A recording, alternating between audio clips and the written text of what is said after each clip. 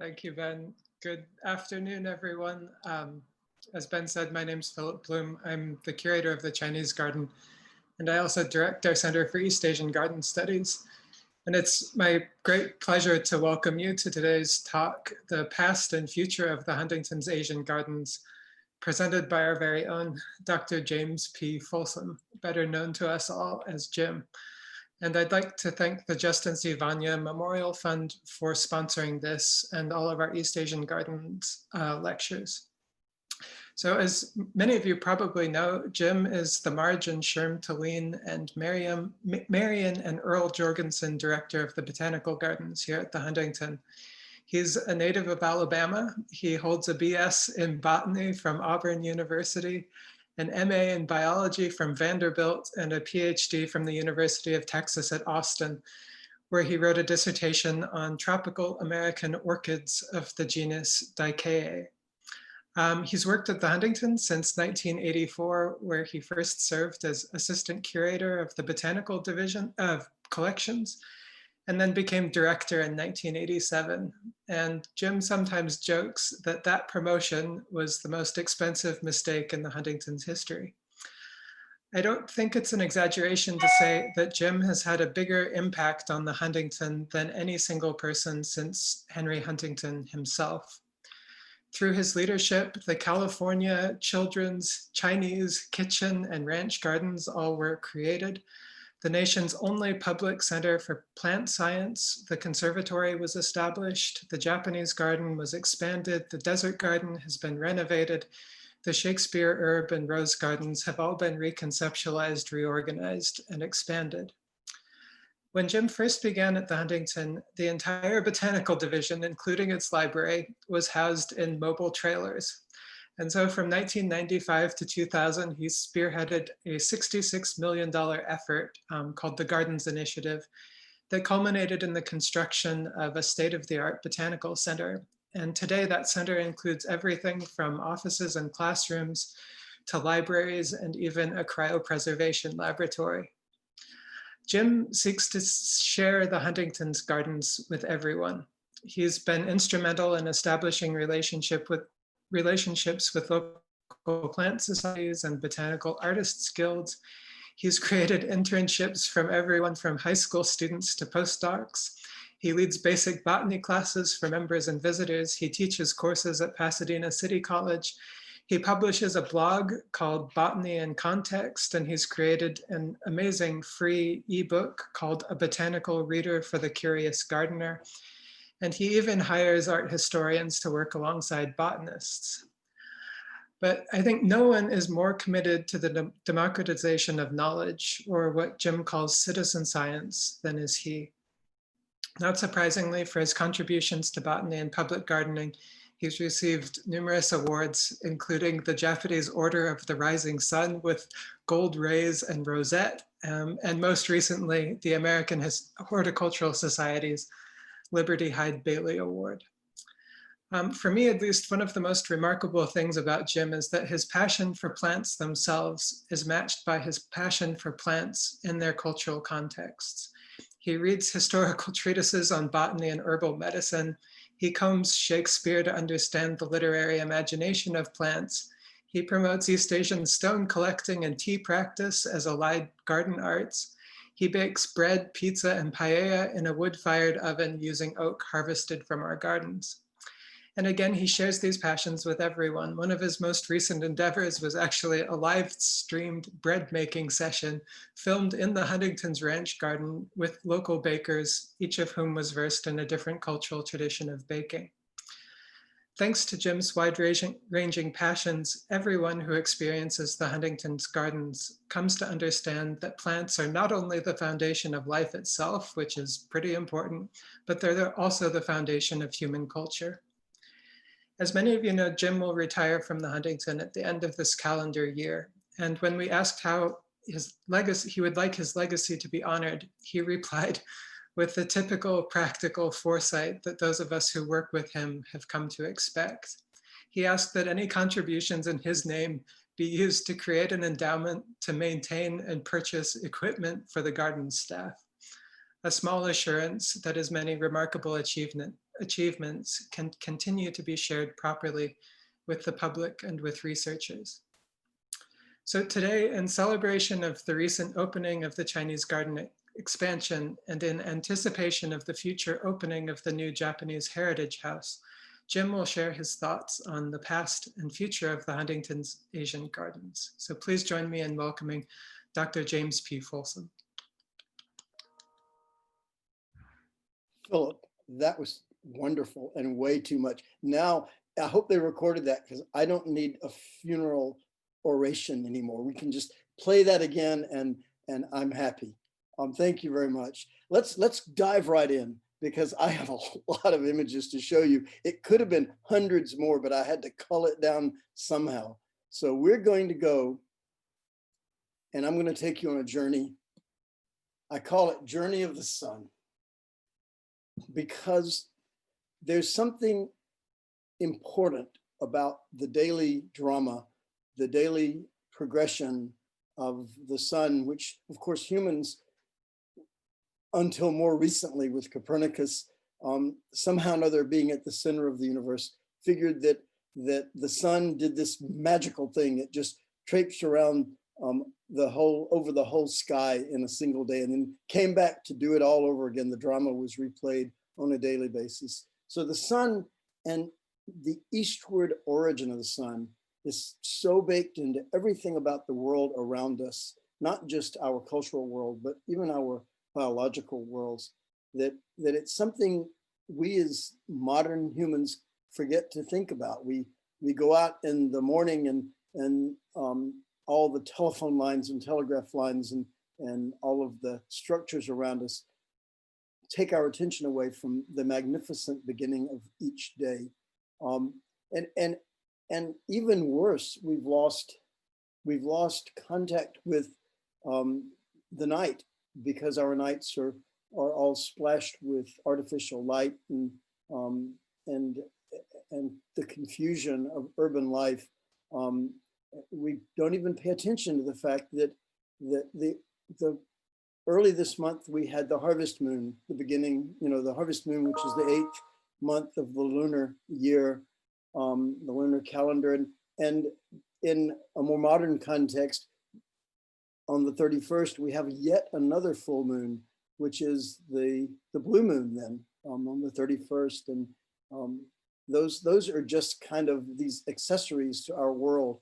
Whereas in the evolution of human culture, they had greater meaning. And I think that they still have meaning today that we don't kind of give them credit for.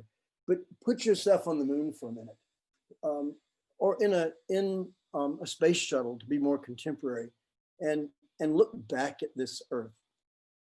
There are some wonderful things about this Earth that we just don't stop and pay attention to. If you could situate yourself at just the right place, or you turned on Google Earth, you could see this Earth spinning, and you would see something incredible. And that is that from the same angle, from the same look, at one moment you would see North America, and then hours later you would see Eurasia, and they would just flash and flash and flash before you, and as the Earth spins. So we think of those as permanent features, but of course the crazy thing is nothing's really static or permanent. Those continents are moving even as we sit here. They're gradually moving, causing incredibly interesting things to happen. But they've moved over time, but in that movement, something has happened that connects North America and Asia in ways that are profound. So we go back, who cares about 465 million years ago? All of the continents were down here. And then 200, and they started creeping up. But what happened by 135 million years ago was the two northern landmasses, which were called Laurasia at that time. Okay, they didn't call it that time, but that's what we've called it historically. We call this Laurasia. And today, as it's broken apart, it's become Asia. And then if you've been to Canada and you've known that there's such a thing as the Laurentian Shield, which is the core of North America. So here, 135 million years ago, there was a direct connection. And all of this landmass was north of the equator. And one of the incredible things that's happened to life on Earth is that those land masses have never crossed the equator again.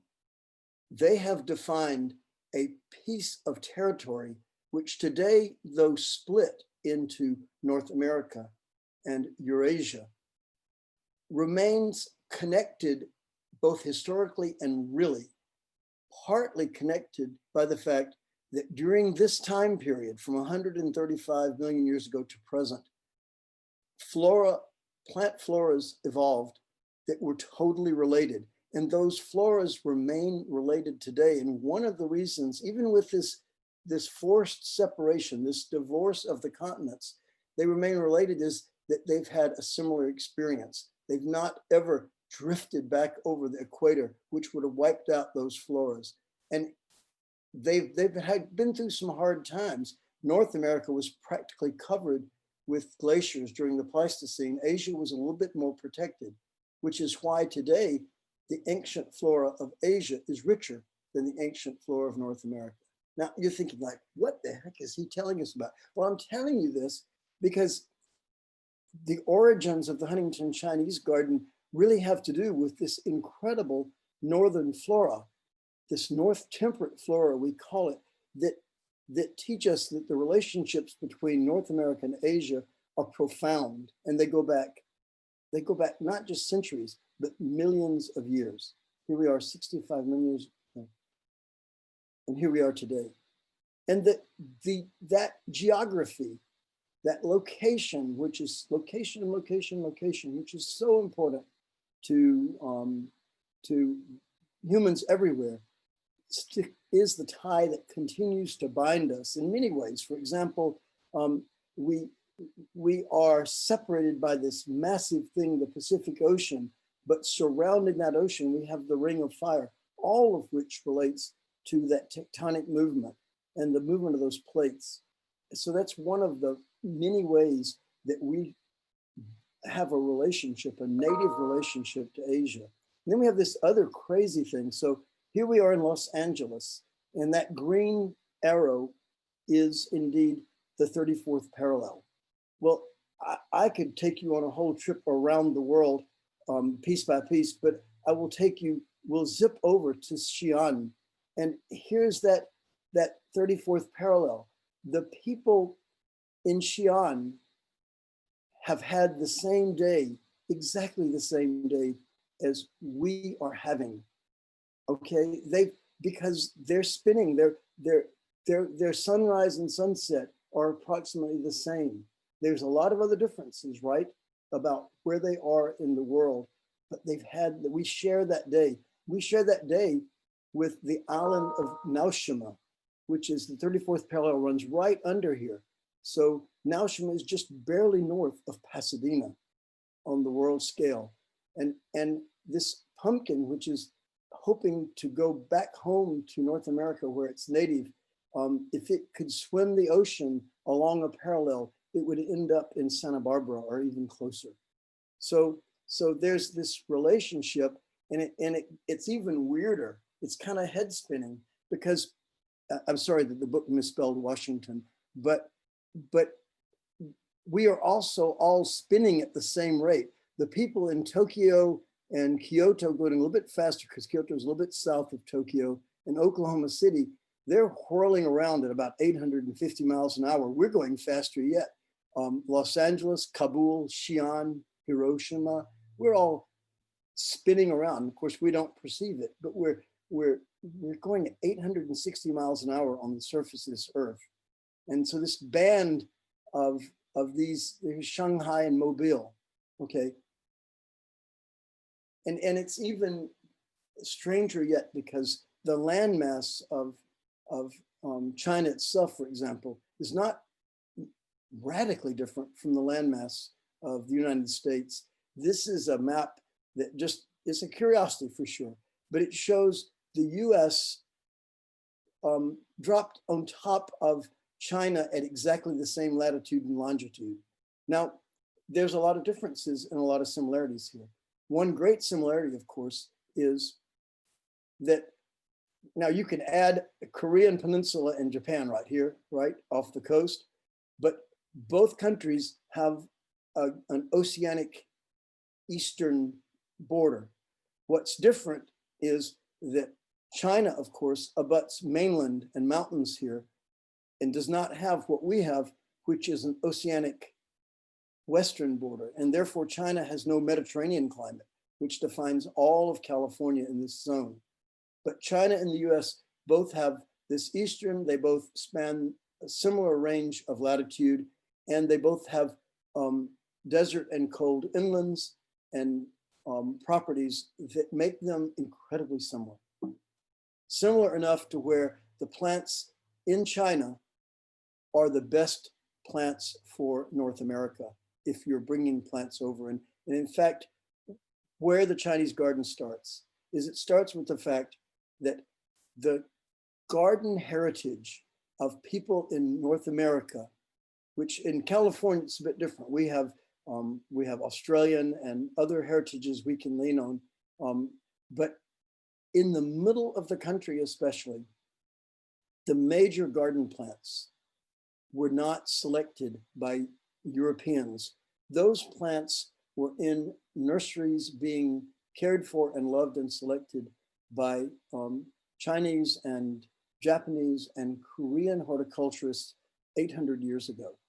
So in the world of plants, we talk about who's your botanical grandmother and grandfather.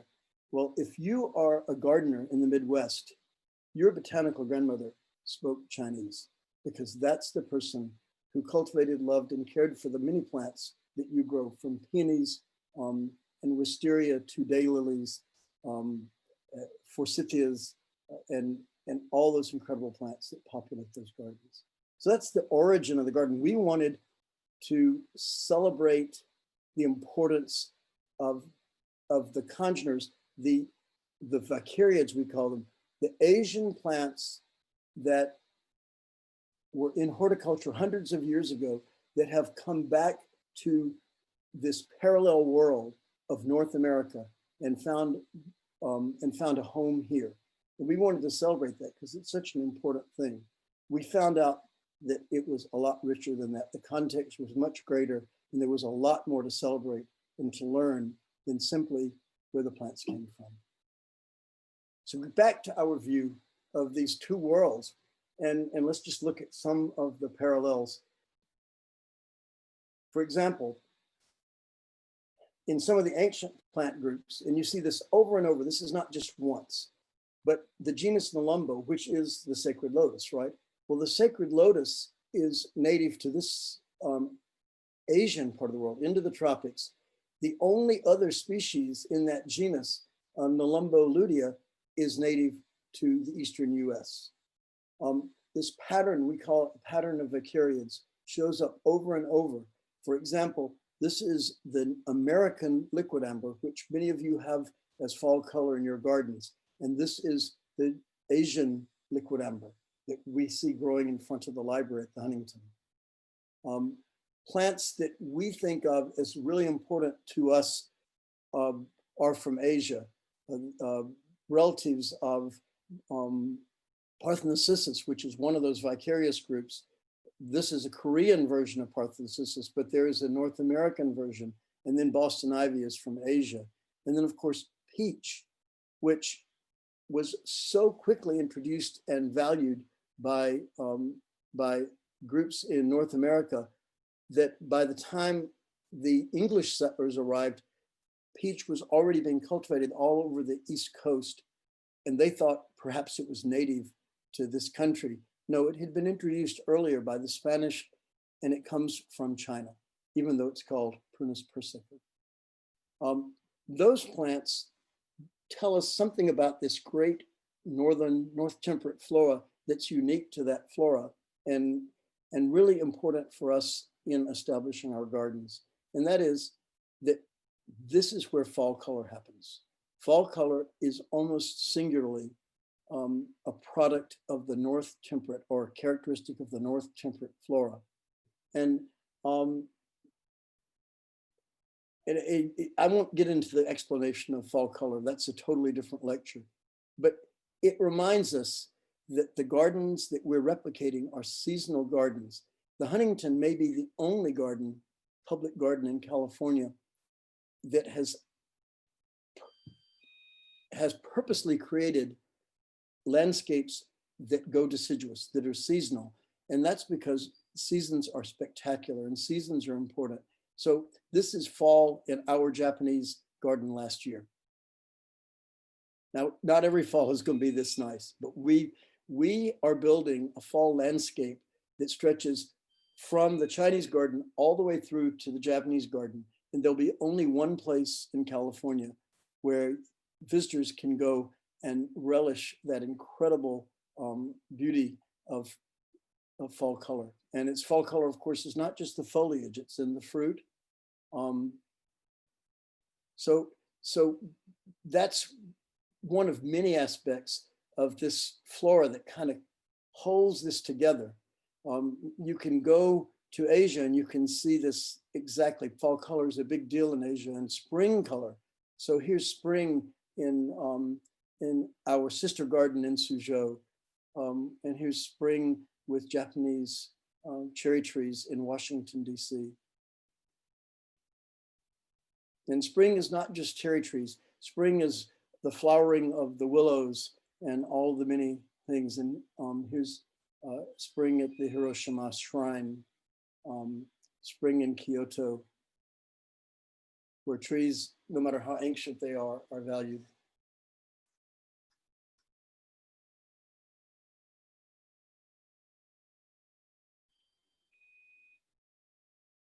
And the spring woodland in Japan. And we intend for the South Canyon in the Japanese garden, for example, to emulate this look, this beautiful look of the coming on of spring, the greenness and the chartreuse colors into summer. So the change is something that we think is exciting and is another aspect of Chinese nature and Asian nature that we intend to demonstrate.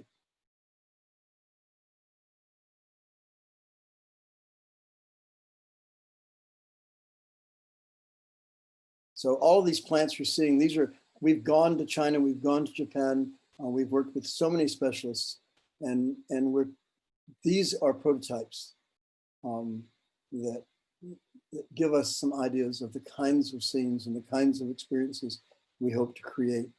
The Panjing collections, and by the way, ours is drop dead gorgeous now. The koi will have that many soon.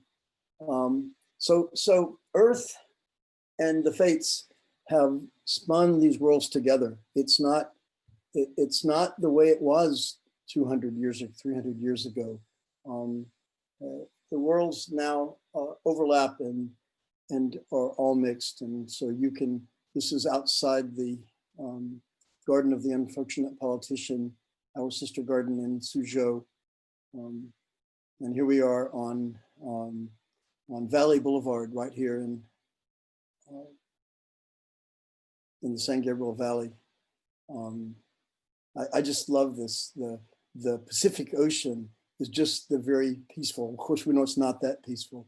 It's this big peaceful ocean, Taiping Yang. And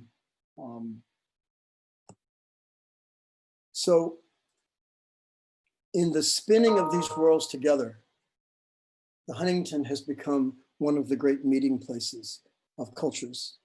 And I'm not going to say merging of cultures, but I would say a place where all these cultures come to life and can be loved and appreciated as part of human endeavor across the planet. So the goal here is simply to bring people together to learn to love and appreciate all of the creativity and nature that has inspired the development of all these cultures, and to share that in a way that it becomes part of everyone's history.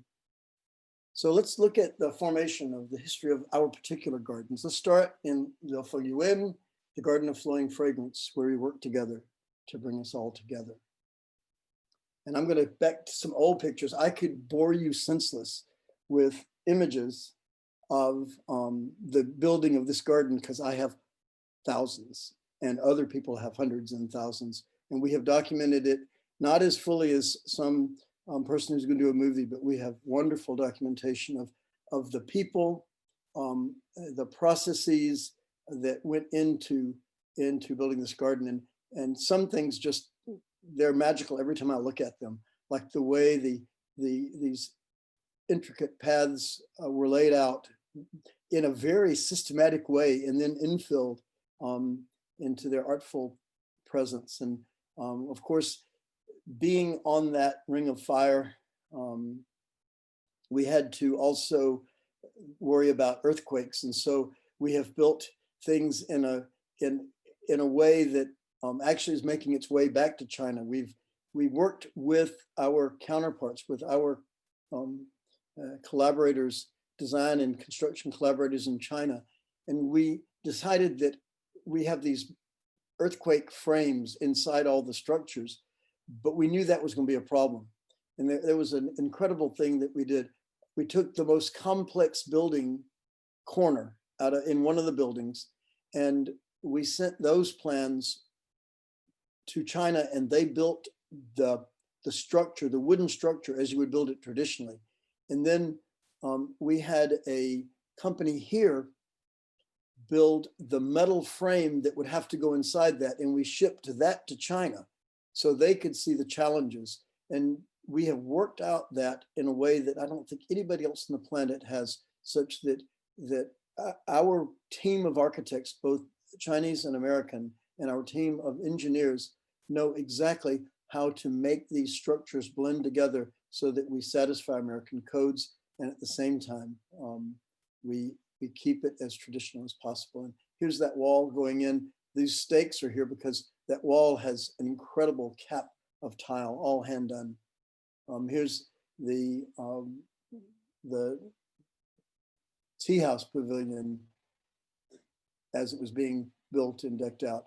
And of course, one of the most magnificent things that's been part of the process of building the Chinese garden is we get to build this garden at a time when people are still using a lot of traditional techniques that have been used for scores and even hundreds of years.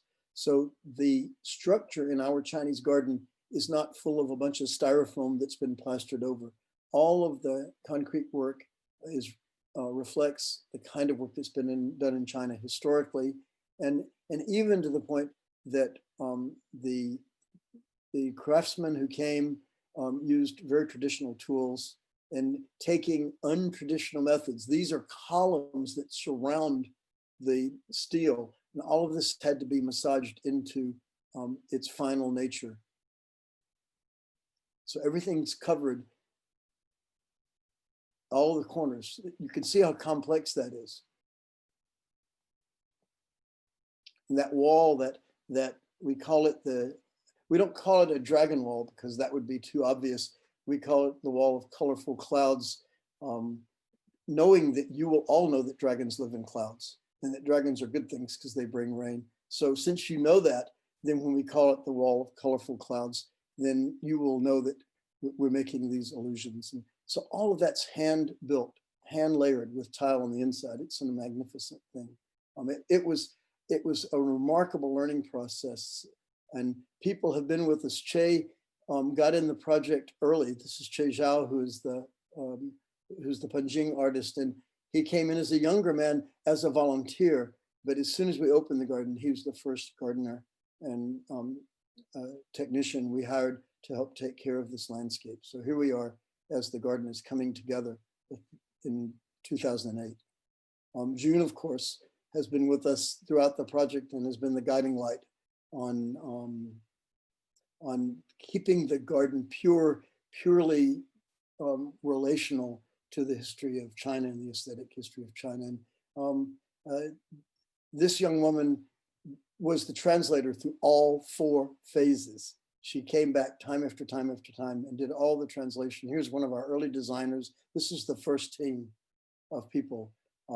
We went to China, we saw all the components, the lake lantern, here it is when it was still in China.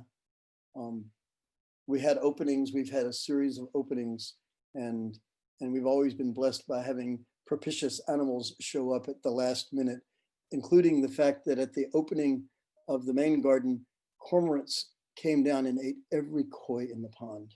So this was not just thrown together. A lot of effort went into thinking about the intellectual basis for this garden. A lot of plans were developed, a lot of diagrams, some of which were never used, some of which evolved into others.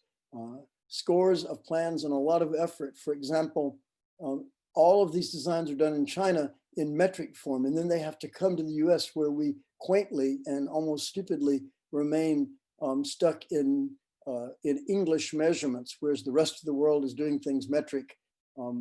We have to bring them back and forth. And so thank goodness, everything is done in CAD and computer aided design so that we can flip one switch and all of a sudden, all the measurements go from metric to being English. We had one in the first part of the project, we had to actually change part of the design because somebody had not understood that. And the courtyard, the plantain courtyard, is a foot less broad than it would have been because of one time when no one flipped the switch and we did not make our metric conversion. Early plans were developed in all sides. Our Chinese compatriots, we've had a series of designers that weren't replacing each other, but succeeding each other. The first design, American design, was done by Jim Fry and Bob Ray Offenhauser back in '94. And then we brought this wonderful person, Francis Su, in. And then when the project started, we hired Jin Chen, who came, and he lived on site, worked on site for 3 years. And then, of course, we ended up selecting the Suzhou design firm with Mrs. He and her collaborators. They've been working with us for over 20 years to get this garden right. And I think they're justly proud of what they've accomplished here. They, of course, got gorgeous renditions. And what is astonishing about these renditions is how, in some cases, they so perfectly were reflected in the final existence and the final design of the garden. So this has been an incredible thing. Now, the Huntington Japanese garden has a completely different history. I mean, totally different. It's more ancient. It's embedded not in a thought about how it complements or works with the rest of the garden. It really is original fabric to the Huntington. And it evolved because of a fascination with things Asian, but mainly things Japanese at the turn of the 20th century, when, I don't know how you call that, but when in 1903, when Huntington purchased the property and began developing the estate, by 1911 or 1912, the decision had been made to take the canyon in the south part of the garden, a canyon where cool air flowed, and develop a Japanese garden. The stages of that, some of those are reflected. Here's a letter during the process of construction from Hertrick, William Hertrick, to H.E. Huntington Esquire, January the 20th, 1912. The Japanese garden is beginning to show some character. I can assure you that there is nothing like it in this country when I get it all complete. I wished during the construction of the Chinese garden that I could have just written a letter to Henry Huntington and said, the Chinese garden is beginning to show some character. And I can assure you that there is nothing like it in this country when we get it all complete. And so the Japanese garden started in this canyon with a reservoir, which is exactly how the Chinese garden started, but upstream, because there was a reservoir, a place to build a pond that looked like a good place to build a pond, turns out to be the most expensive place to build a pond because it's hard to build a pond where a pond used to be. So here's the canyon through the Japanese garden. And these are Hertrich's recollections about that same process. While the above work was progressing, I searched through every nursery in California for ornamental plants that we needed so desperately to complete the plan. So they were just going to build a Japanese garden. As a last resort, I approached the owner of a commercial Japanese tea garden on the northeast corner of Fair Oaks Avenue and California Street. So you'll know where that is. That's near Huntington Hospital. And there's a laundry or a dry cleaning place there right now. Hoping he would allow me to purchase some of his large specimen plants. Very politely, he informed me, however, that none of the plants were available for sale. Now, we know the rest of the story because then Huntington, a land developer, just bought the entire business. And we moved not just the plants, but the house over to the garden, lock, stock, and barrel. So here we are, kind of stepping. There's William Hertrich in his older years at the gate to the Japanese garden. Here's Dave McLaren, and here I am just a few years ago, I think 2012. Just notice one curiosity, the gates, same gate, except we've added this wall, okay? Notice that the line dogs are not, they're the same line dogs, but we had a governor from Union Bank who was native to Japan, and he saw these line dogs and he said, you know, that's not right. They're not supposed to be looking at each other. They're supposed to be looking out, guarding you. And he suggested that we had installed them backwards. And so we thought about it. And indeed, at some future point or some more recent point, we picked them up and put in new stones and swapped them so that the female is here looking out the gate and the male is off on the other side. So it's subtle changes, but real changes nonetheless. So when Huntington and Hertrich built the garden, this is what they had. And you actually see structures like this in Japanese gardens today. In Tokyo, there's a big park and there's a structure similar to that. These cycads are all still in the garden. This pine is still in the garden from, lost. It didn't show one of the pictures. But anyway, there should be another picture in there. But and then here we have a picture from Hertrich's book of the house at that point in time and the bridge. We have a picture of the grotto in the canyon, which is not open to the public today, but we stabilized it in 2012 so we could open it sometime in the future.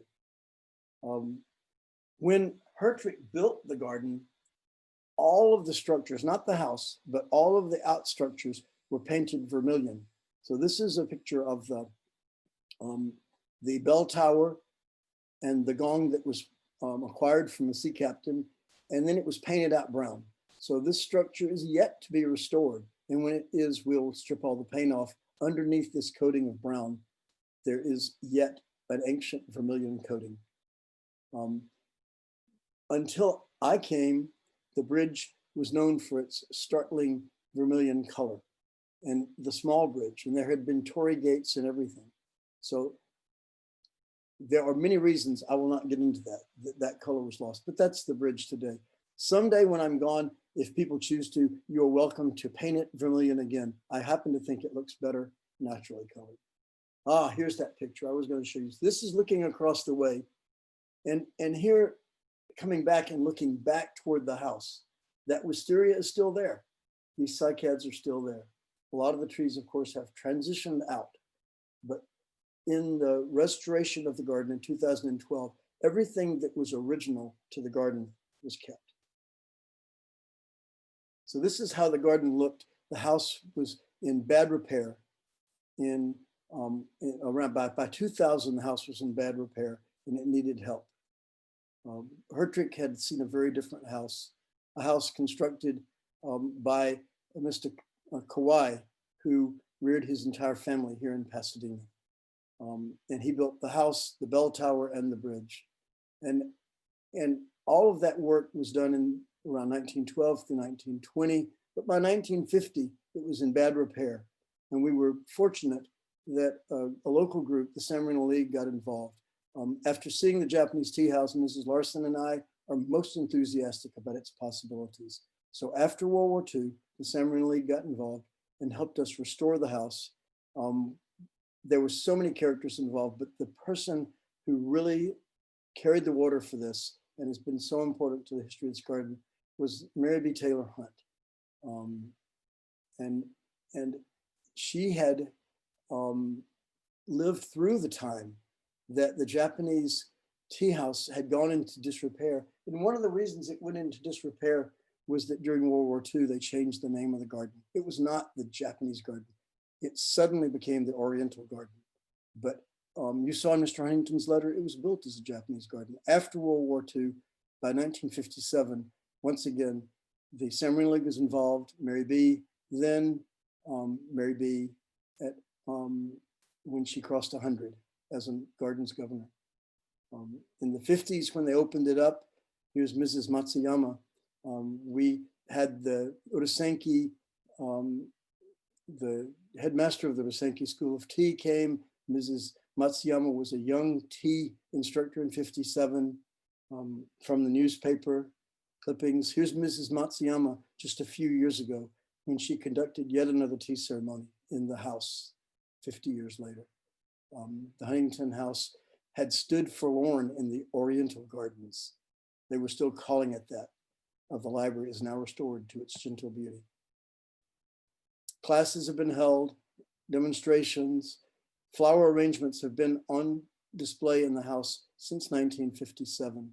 But by 2000, the house was in terrible repair. It had just been painted and not abandoned, but it needed a complete restoration. So for the 100th anniversary of the Japanese garden, we inspected the house, we studied the entire Japanese garden,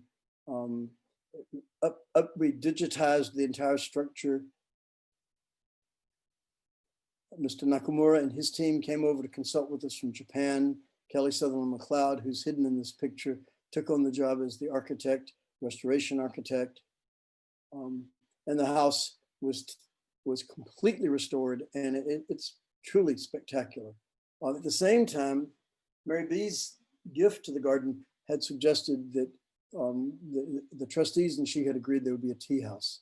So we went about deciding about a tea house based on the Urasenki school, and we were fortunate that the Pasadena Buddhist Church had a beautiful Urasenki tea house gifted to them in 1964 as a gift offering from the Urasenki School of Tea. And it was cared for lovingly by Mei Sakahara. So that house was given to us by the church and was dismantled by the same business, the same company that had built it in 1964, shipped back to Japan, completely restored in the work in Nakamura. This is Nakamura and his team in their workshop in Japan, then taken back apart and reconstructed here at the Huntington to be, I think, probably the most beautiful tea house in North America. Okay, and of course, the most recent project is that we are in the middle of construction right now on an authentic an authentic home and garden. The house, the Yokoi Magistrate's house, which we have. There's Mr. McCoy, there's Toshi, Nakamura, Yamada, or garden planner. Here we are looking at the Yokoi house on site in when it was in Marugame. Just as the tea house was taken apart, that house was completely dismantled, taken, rebuilt in a workshop. Here it is in Matsuyama, outside Matsuyama, completely rebuilt in this massive workshop. These carpenters are the people we hope will be coming in the next month or two. And they will take all of these components, which are stored on the property under shelters and on our property, they're here. And they will begin rebuilding the house on footings that have just been completed. All of this occasioned a series of thoughts about the Asian gardens. And I'm not going to spend much time on this, but I'm just going to tell you that we started thinking of the Asian garden complex in many different ways, not just cultural, but natural history, and the relationship of the plants here and the people and how those cultures evolved. And here's the Japanese garden. We went through many plans on circulation. we ended up with a master plan for the Japanese garden, which we're still working on. This is where the cultural center is going, which is the Yokoi House. We continue to oversee the plans and work on these gardens. A lot of ideas, and sorry for this one, but in one of those plans, there's a plateau. And so I'm leaving it with you guys, but someday, I don't know when, in the next 15 years, the next 50 years, it just seems that one of the things that has to happen here is we have to bring into this schema the important construct of Korean plant collections or even a Korean garden that will help explain the relationship between Chinese and the Japanese cultures and gardens. So we're now to a new phase at the Huntington. A fifth of the Huntington public garden space is dedicated to Asian collections and Asian landscapes. So what is this space, this investment, and all of this energy? What is it about? What does it yield? A range of engagements and a range of discoveries and a range of explanations. Of course, displays and exhibitions from the mock-up here of the new gallery that opens in the spring to ongoing demonstrations such as the bonsai and panjing collections, but also temporary engagements. The show that's up in front of the buildings on campus today, Lifelines, Lifetimes, which is a beautiful show from the bonsai collection of plants that talk about age and time. The history we have developed of bonsai collections, there's Benoki, and in the back, the current curator, Ted Madsen. The growth in what we are accomplishing, this is Jim Greaves, and Jim has a remarkable collection of stones that he has christened as the American Viewing Stone Collection, which is housed and eventually becomes part of the activity right here at the Huntington. So viewing stones, one of the many garden arts of Japan. We work with many groups. This is the Golden State Bonsai Federation that launches shows here with the California Bonsai Society and creates an engagement called the Bonsai-thon that raises endowment to support the bonsai collection at the Huntington. Other groups, the Pinjing group, the Tom Elias and his group with the Chinese stones and Chinese Panjing. All of those groups are collaborators. They're helping us together do what we wish we could do individually, which is open up these arts and pass them on to many people. We have a huge amount of public programming, Chinese opera, which is so delightful once you are acculturated to it, and so mysterious when you're not. And this is one of our goals, is to open these arts up and give them a new life, a new expression.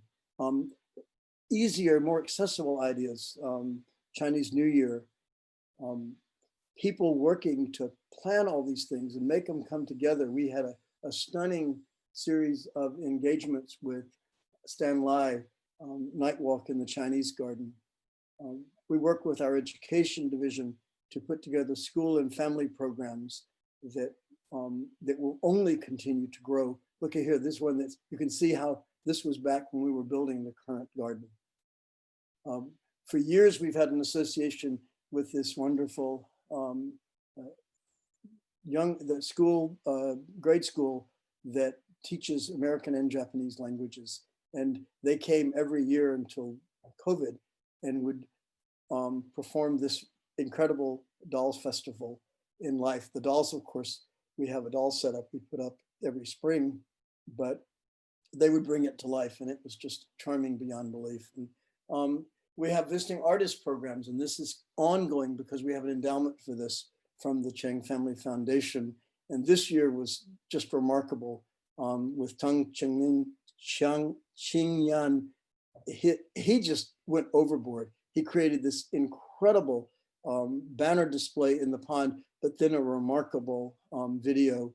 And that's just on top of the Stan Lai and on top of Wuman, and all of the incredible artists we've had. So stay tuned because this program continues.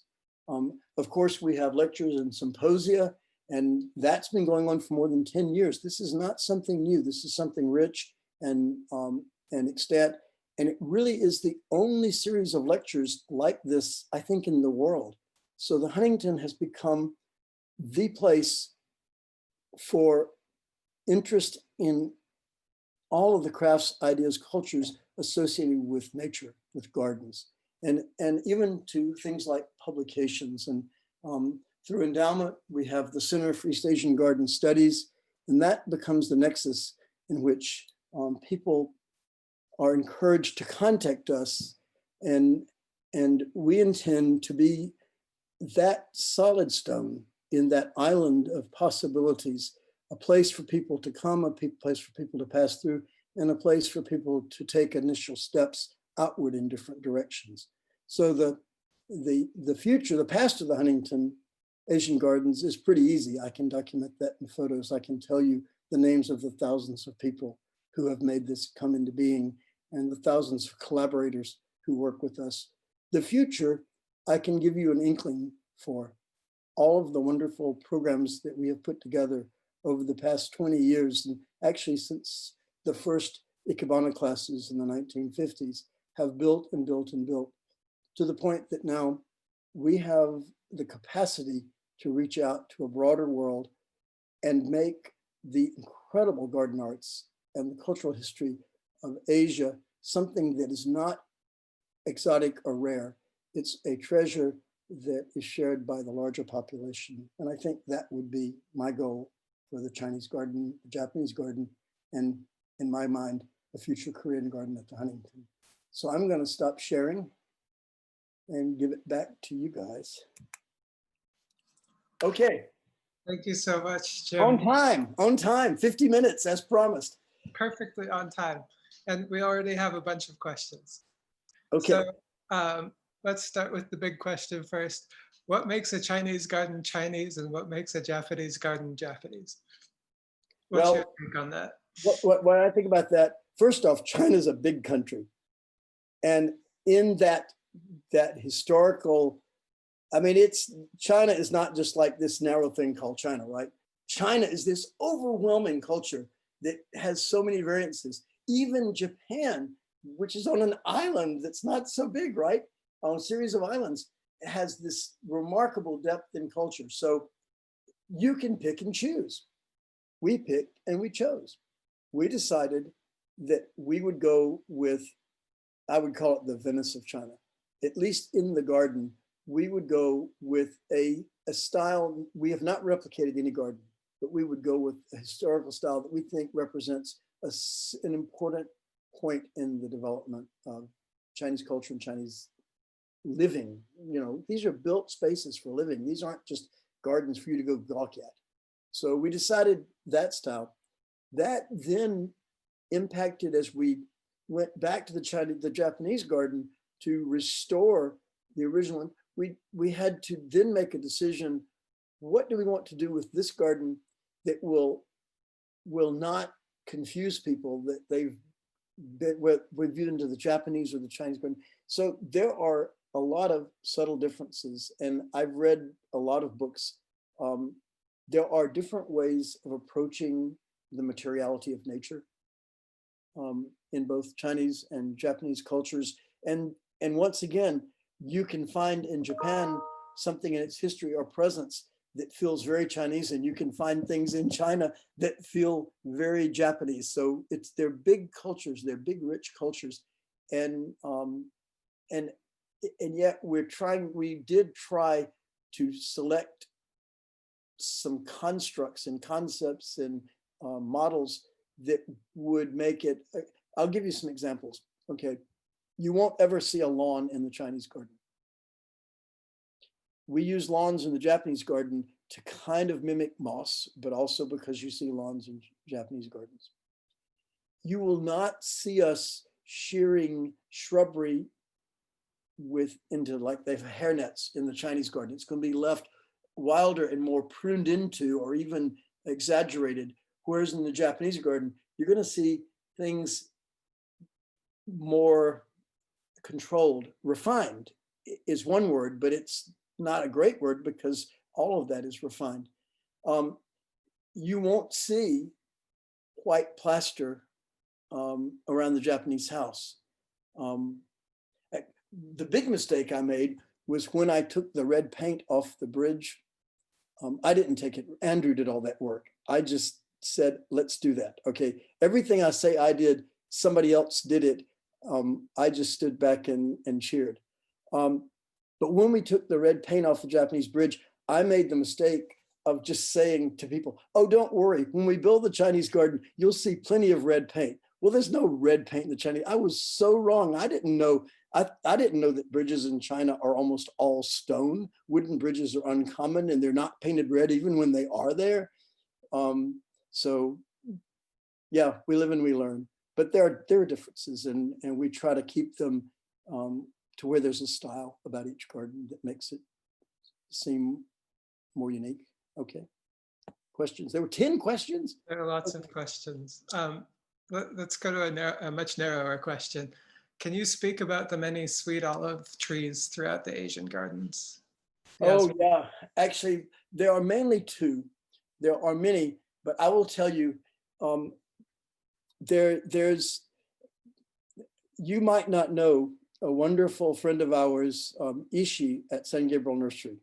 Ishii is just a jewel. He is one of the great horticulturists of this country, and he came here as a young man as an apprentice, and he stayed, married the owner's daughter, and had a lovely family, and we're all close friends. But Ishii keeps track of all those things.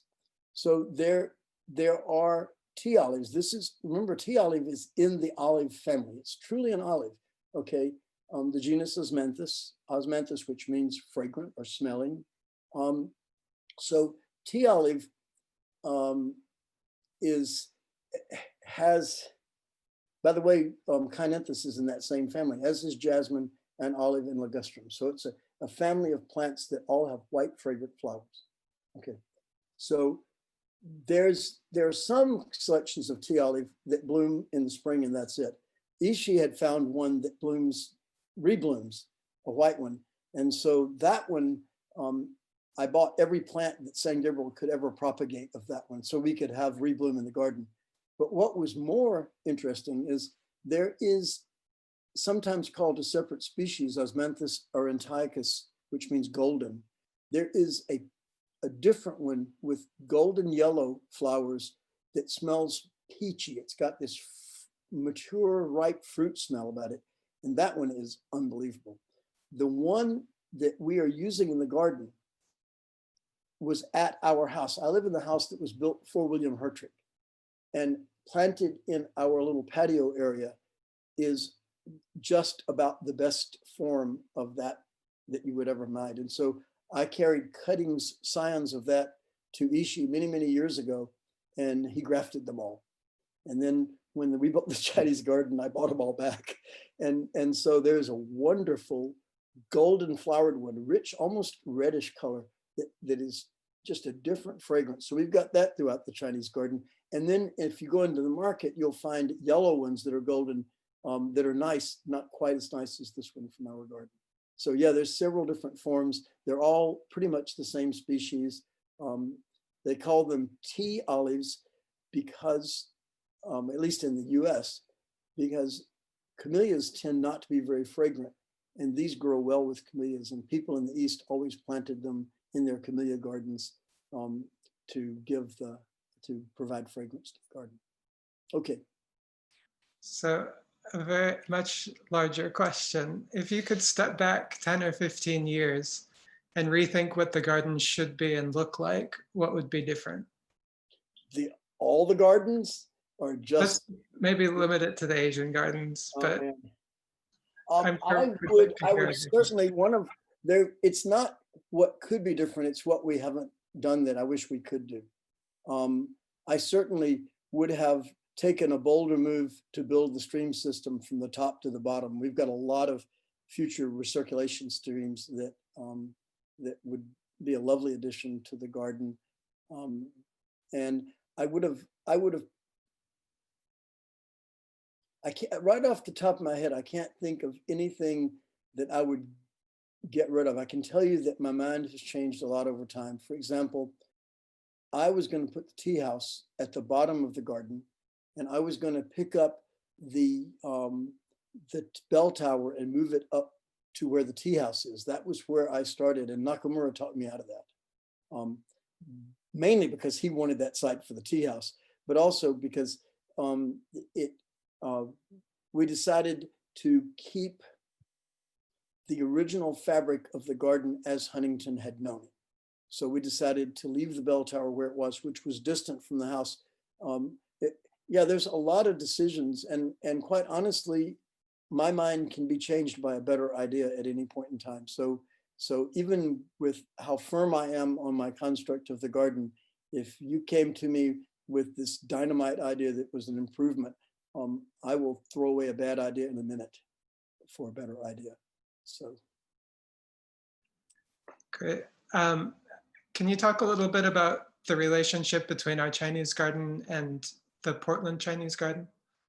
Yeah, there's quite a bit actually. So the fellow Jorgensen I mentioned was the translator at the Portland project. He was a trained architect, but he did not design the garden, but he knew all of those people. And as soon as they were finishing up the Portland garden, about the time we received the first gift, the Panicker gift, to start this garden. So we hired Jorgensen, and so there's a direct relationship. And even some of the team that built the Portland garden participated in the building of our garden. So they helped us quite a bit in that. The other relationships are kind of curious. We learned a lot of lessons from the Portland garden, and one of which pays off well because our pond has never leaked, and the Portland garden had a disaster, and we watched how they built it. I visited that project many times while it was under construction, and they had some advantages we didn't have. One advantage was they were being built under the city's aegis, so they didn't have to do any of the taxes. I don't know whether they had to do them or not, but they did none of that. They had no contracts. I don't know how they got away with it. But when we inspected how they did it, we decided we better up our game. And in fact, when we went to the design company and said, oh, we're going to have a contract, they looked at us and said, what's a contract? So the Portland garden served as kind of a model for us, and it really helped us a lot. It's a lovely garden. If you've not been there, it's just as sweet as I'll get out. And then two or three specific questions about the Chinese garden. One, could you talk about the Chinese roses that are in the garden? I don't know could if you talk a Tom's little about the rocks? Yeah. And then do we keep the cormorants out? And if so, how? We don't. We just put in more fish. Who would want to keep out cormorants? They are so swell. The rocks and the roses. And Tom has been, we had a wonderful speaker about 2 years ago who is a major rose hybridizer in China. That was an incredibly, it was a fascinating, we've had two, and it's been a fascinating experience to meet these horticulturists from China who are as rabid as any American horticulturist about their plants, okay? What we interpret from history is that more than trellises, roses and wisteria vines in China are allowed to populate rockeries and even climb up in trees, which are things we love. So we have decided, rather than build special devices for the roses, we're planting them to populate rockeries, solving another problem, which was when we built that big rockery. By the way, that was the biggest engineering feat at the Huntington, was getting that rockery built. Because when you tell an engineer you're going to put rocks over someone's head that weigh thousands of pounds, they get very nervous. So we didn't want the rockery to turn into a climbing wall like REI. So we were really concerned about that. And the roses turned into just a perfect solution, because you are not going to climb a wall covered with roses. And there was something else. Rocks and roses. Okay. What are the roses in the Chinese garden? Oh, Tom will have to tell you, but remember, this is another connection, because the roses were native across the whole temperate north. So there are roses native to the US, there are roses native to Europe, and there are roses native to China, many. But it was the European roses, the garden roses in Europe were once blooming. And it is that repetition, that repeat blooming that came from Chinese roses into the modern cultivated roses. And that's really important to all of us. So these are mainly selections that are closer. I think some are even Chinese species, if we can use those. Some are older cultivars, but these are plants that we would assume would be present in Chinese gardens. Great. And then 2 questions about the Japanese garden. So will the grotto ever open again in the Yeah, I hope so. I'm leaving that for you, Philip. It is spectacular, and I want to. It's going to be some work, but it's cool, and I think it should. I think that whole South Canyon should open someday. But Robert and I have talked about it, and Dave, and we sort of would love it to be like one of those woodlands that's deciduous, but in the spring is just beautiful when it comes to life. And then you showed the lion dogs in the Japanese garden. So one person said that he had read that lion dogs typically have one has a mouth open and one has a mouth closed, but it seems like ours don't do that. Is that? I think the big thing I always read about is one is theoretically male with the soccer ball, and the other one is, that's not really a soccer ball, right? And the other one is female with the cub. And we do have that pair. Although out by the Botanical Center, we have 2 that are just male. So, but because they gave, the guy that gave them to us had 10 males. So, but anyway, yeah, I don't know about the opening of the mouth. And then maybe one last question. What do you consider your crowning achievement during your long and illustrious career? Well, survival. There are many times they should have fired me. I think that the great lesson, at least the lesson from being at a place like Huntington, is patience, perseverance, and staying someplace. In the modern world, everybody's constantly being lured to another place, and especially the managers, the thought leaders are being lured off, and it's like you'll never accomplish anything if you're constantly moving from site to site. And so I think the good fortune I've had is the fortune of no one ever coming to hire me away. I'm firm specific capital. I just have been here, and it's meant that the ideas that I developed, along with huge teams of people, staff, donors, volunteers, volunteer leaders, collaborators, those ideas continue to have weight and continue to mature. So I guess the greatest achievement for me personally is being at a wonderful place like the Huntington long enough to where we could develop plans for our garden. I mean, the Chinese garden is a 30-year process. And the fact that I was fortunate enough, healthy enough, and supported enough by so many fine people to be here and be able to carry that through to some new level, not completion, but a plateau, is very satisfying. And I'm sorry that in the modern world, people feel obliged to move all the time, because that's not all there is to life. And I hope that what we've created is something that will change people's lives here and around the country. And I'm leaving that up to you guys to figure out how to make it happen. Okay. Well, thank you so much, Jim, for your talk. There are many comments thanking you for the enjoyment you've provided, as well as the erudition. And I just would like to remind everyone that there will be one more talk in the East Asian Gardens lecture series this fall on November 19th. Professor Amy Stanley from Northwestern University will be talking about her new book called A Stranger in the Shogun's City, which is an exploration of one woman's life in the city of Edo, which later became Tokyo. She's a remarkable scholar and a remarkable speaker, and I very much encourage everyone to listen. But please join me again in thanking Jim, both for his talk today and for his many contributions to the Huntington's Asian Gardens.